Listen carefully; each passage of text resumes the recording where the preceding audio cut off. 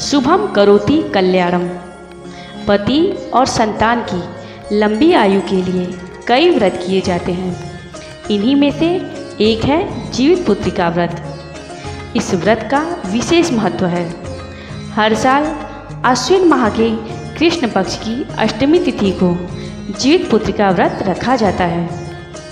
इस व्रत को जीवित पुत्री का व्रत के अलावा जिउतिया, जीतिया, जिउतिया के नाम से भी जाना जाता है। माताएं ये व्रत पुत्र प्राप्ति, संतान के दीर्घायु होने एवं उनकी सुख समृद्धि में वृद्धि के लिए करती हैं। जीमूत वाहन की पूजा सामग्री में भगवान जीमूत वाहन गाय के गोबर से चील सियारिन की पूजा का विधान है। जीवित पुत्री का व्रत में खड़े अक्षत, पेड़ा, दुर्वा की माला, पान, लौंग, इलायची, सुपारी, श्रृंगार का सामान, सिंदूर, पुष्प, गांठ का धागा, कूसा से बनी जीमूत वाहन की मूर्ति, धूप, दीप, मिठाई, फल, बांस के पत्ते, सरसों का तेल, खली, गाय का गोबर पूजा में जरूरी सामग्री है। इस व्रत को करने वाली महिलाएं सुबह जल्दी उठकर स्नान आदि करें। स्नान के बाद शुद्ध वस्त्र धारण कर व्रत पूजा का संकल्प लें। इस व्रत का पालन निर्जला रहकर ही करना होता है। ऐसे में दिन भर कुछ भी खाए पिए नहीं। शाम को गाय के गोबर से पूजन स्थल को लीप दें। पूजा स्थल को गोबर के लीपने के बाद शुद्ध स्थान की मिट्टी से थोड़ा सा तालाब भी बना लें। इस तालाब के निकट एक पाकड़ यानी कि किसी भी पेड़ की डाल लाकर खड़ी कर दें। कूसा अर्थात घास से जीमूत वाहन का पुतला बनाएं और उनकी पूजा करें। उन्हें धूप, दीप, अक्षत, फूल माला आदि चीज़ें चढ़ाएं। मिट्टी या गाय के गोबर से चिल्होरी यानी कि मादा चील और सियारिन की मूर्ति बनाएं। मूर्ति बनाने के बाद चिल्होरिन और सियारिन के माथे पर लाल सिंदूर लगाएं। अपने वंश की वृद्धि और प्रगति के लिए दिन भर उपवास कर बांस के पत्तों से पूजा करें। पूजा के बाद इस व्रत की कथा जरूर सुनें। अगले दिन दान पुण्य के बाद व्रत का पारण करें। तभी इस व्रत का संपूर्ण फल प्राप्त होता है। जय जीवित पुत्रिका माता। जीवित पुत्रिका व्रत की कथा। एक बार नैमिषारण्य के निवासी ऋषियों ने संसार के कल्याणार्थ सूत जी से पूछा, हे सूत, कराल कलिकाल में लोगों के बालक किस तरह दीर्घायु होंगे, सो कहिए। सूत जी बोले, जब द्वापर का अंत और कलयुग का आरंभ था, उसी समय बहुत सी शोकाकुल स्त्रियों ने आपस में सलाह की कि क्या इस कली में माता के जीवित रहते पुत्र मर जाएंगे। जब वे आपस में कुछ निर्णय नहीं कर सकी, तब गौतम जी के पास पूछने के लिए गई। जब उनके पास पहुंची तो उस समय गौतम जी आनंद के साथ बैठे थे। उनके सामने जाकर उन्होंने मस्तक झुकाकर प्रणाम किया। तदनंतर स्त्रियों ने पूछा, हे प्रभु, इस कलयुग में लोगों के पुत्र किस तरह जीवित रहेंगे? इसके लिए कोई व्रत या तप हो तो कृपा करके बताइए। इस तरह उनकी बात सुनकर गौतम जी बोले, आपसे मैं वही बात कहूँगा जो मैंने पहले से सुन रखा है। गौतम जी ने कहा, जब महाभारत युद्ध का अंत हो गया और द्रोणपुत्र अश्वत्थामा के द्वारे अपने बेटों को मरा देखकर सब पांडव बड़े दुखी हुए, तो पुत्र के शोक से व्याकुल होकर द्रौपदी अपनी सखियों के साथ ब्राह्मण श्रेष्ठ धौम्य के पास गई और उसने धौम्य से कहा, हे विप्रेंद्र, कौन सा उपाय करने से बच्चे दीर्घायु हो सकते हैं?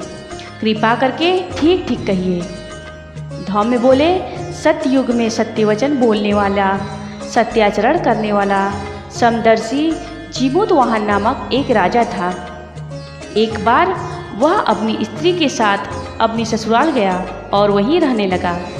एक दिन आधी रात के समय पुत्र के शोक से व्याकुल कोई स्त्री रोने लगी, क्योंकि वह अपने बेटे के दर्शन से निराश हो चुकी थी।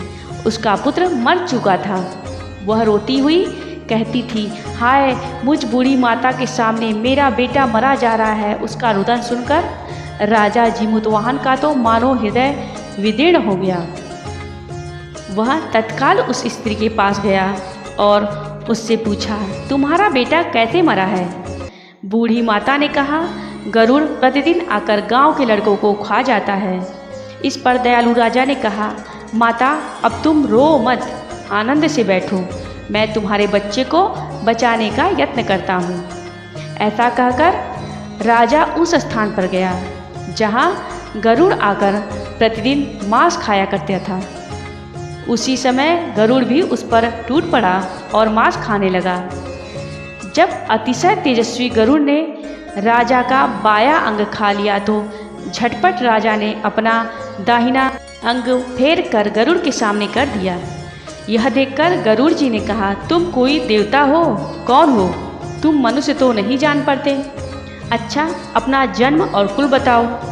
पीड़ा से व्याकुल मन वाले राजा ने कहा, हे पक्षीराज, इस तरह के प्रश्न करना व्यर्थ है। तुम अपनी इच्छा भर मेरा मांस खाओ। यह सुनकर गरुड़ रुक गए और बड़े आदर से राजा के जन्म और कुल की बात पूछने लगे।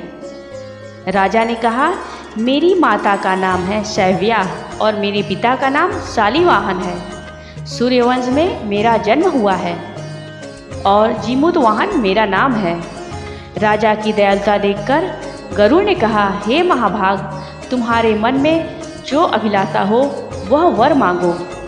राजा ने कहा, हे पक्षीराज, यदि आप मुझे वर दे रहे हैं तो वर दीजिए कि आपने अब तक जिन प्राणियों को खाया है वे सब जीवित हो जाएं। हे स्वामिन, अब से आप यहाँ बालकों को न खाएं और कोई ऐसा उपाय करें जहाँ जो उत्पन्न हो वे लोग बहुत दिनों तक जीवित रहें। धौम्य ने कहा कि पक्षीराज, गरुड़ राजा को वरदान देकर स्वयं अमृत के लिए नागलोक चले गए। वहाँ से अमृत लाकर उन्होंने उन मरे मनुष्यों की हड्डियों पर बरसाया। ऐसा करने से सब लोग जीवित हो गए जिनको कि पहले गरुड़ ने खाया था। राजा के त्याग और गरुड़ की कृपा से वहाँ वालों का बहुत कष्ट दूर हो गया। उस समय राजा के शरीर की शोभा दूनी हो गई थी। राजा की दयालुता देखकर गरुड़ ने फिर कहा, मैं संसार के कल्याणार्थ एक और वरदान दूंगा। आज आश्विन कृष्ण सप्तमी से रहित शुभ अष्टमी तिथि है। आज ही तुमने यहाँ की प्रजा को जीवन दान दिया है। हे वत्स, अब से यह दिन ब्रह्म भाव हो गया है, जो मूर्ति भेद से विविध नामों से विख्यात है। वही त्रैलोक्य से पूजित दुर्गा अमृत प्राप्त करने के अर्थ में जीवित पुत्रिका कहलाई है। तो इस तिथि को जो स्त्रियां इस जीवित पुत्रिका की और कुश की आकृति बनाकर तुम्हारी पूजा करेंगी तो दिनों दिन उनका सौभाग्य बढ़ेगा और वंश की भी बढ़ती होती रहेगी। हे महाभाग, इस विषय में विचार करने की कोई आवश्यकता नहीं है। हे राजन, सप्तमी से रहित और उदया तिथि की अष्टमी को व्रत करें, यानी सप्तमी तिथि विद्ध अष्टमी जिस दिन हो उस दिन व्रत न कर शुद्ध अष्टमी को व्रत करें और नवमी में पारण करें। यदि इस पर ध्यान न दिया गया तो फल नष्ट हो ही जाएगा और सौभाग्य तो अवश्य नष्ट हो जाएगा। जीमूतवाहन को इस तरह का वरदान देकर गरुड़ वैकुंठ धाम को चले गए और राजा भी अपनी पत्नी के साथ अपने नगर को वापस चले आए। धौम्य द्रौपदी से कहते हैं, हे देवी, मैंने यह अतिशय दुर्लभ व्रत तुमको बताया है। इस व्रत को करने से बच्चे दीर्घायु होते हैं। हे देवी, तुम भी पूर्वोक्त विधि से यह व्रत और दुर्गा जी का पूजन करो तो तुम्हें अभिलषित फल प्राप्त होगा। मुनिराज धौम्य की बात सुनकर द्रौपदी के हृदय में एक प्रकार का कौतूहल उत्पन्न हुआ और पूर्ववासिनी स्त्रियों को बुलाकर उनके साथ यह व्रत किया। गौतम ने कहा, यह व्रत और इसके प्रभाव को किसी एक चील ने सुन लिया और अपनी सखी सियारिन को बतलाया। इसके बाद पीपल वृक्ष की शाखा पर बैठकर उस चील ने और उस वृक्ष के खोते में बैठकर सियारिन ने भी व्रत किया। फिर वही चिल्ली किसी उत्तम ब्राह्मण के मुँह से यह कथा सुनी और पीपल के खोते में बैठी हुई अपनी सखी को सुनाया। सियारिन ने आधी रात कथा सुनी थी कि उसे भूख लग गई और वह उसी समय 100 से भरे शमशान में जा पहुंची और वहां उसने इच्छा भर मांस का भोजन किया और चिल्ली बिना कुछ खाए पिए रह गई और सवेरा हो गया। सुबह जब गौशाला में गई और वहां गौ का दूध पिया। इस तरह नवमी को उसने पारण किया। कुछ दिनों बाद वे दोनों मर गई और अयोध्या के किसी धनी व्यापारी के घर में जन्म लिया। संयोग से उन दोनों का जन्म एक ही घर में हुआ, जिसमें सियारिन ज्येष्ठ और चिल छोटी बनी। वे दोनों सभी गुण लक्षणों से युक्त थी, इसलिए बड़ी लड़की काशीराज के और छोटी उसके मंत्री के साथ ब्याही गई। अग्नि के सामने विधि पूर्वक ब्याही गई। पूर्व जन्म के कर्म फल से वह मृगनयनी रानी हुई। जिस किसी भी संतान को उत्पन्न करती वह मर जाती थी और पूर्व जन्म की बातों को स्मरण करने वाली मंत्री की पत्नी ने अष्टवसुओं के सदृश तेजस्वी 8 बेटे उत्पन्न किए और सभी जीवित रह गए। अपनी बहन के पुत्रों को जीवित देखकर ईर्ष्यावश राजपत्नी ने अपने स्वामी से कहा, यदि तुम मुझे जीवित रखना चाहते हो तो इस मंत्री के भी पुत्रों को उसी जगह भेज दो जहाँ मेरे बेटे गए हैं, अर्थात इन्हें मार डालो। यह सुनकर राजा ने उस मंत्री के पुत्रों को मारने के लिए कई प्रकार के उद्योग किए, पर मंत्री पत्नी ने जीवित पुत्रिका के पूर्ण बल से बचा लिया। एक दिन राजा ने अपने आदमियों से उन पुत्रों का सिर कटवाकर पिटारी में रखवाया और वह पिटारी उनकी माता मंत्री पत्नी के पास भेज दिया, किंतु वे 8 सिर बेशकीमती जवाहरात हो गए और भले चंगी वे 8 लड़के अपनी माता के पास वापस चले गए। उनको जीवित देखकर राजपत्नी को बड़ा विस्मय हुआ। अंत में वह मंत्री की पत्नी के पास गई और उनसे पूछा, बहन, तुमने कौन सा ऐसा पुण्य किया है जिससे बार बार मारे जाने पर भी तुम्हारे बेटे नहीं मरते? इस पर मंत्री की पत्नी ने कहा, पूर्व जन्म में मैं चिल थी और तुम सियारिन। हमने और तुमने साथ साथ जीवित पुत्रिका का व्रत किया था।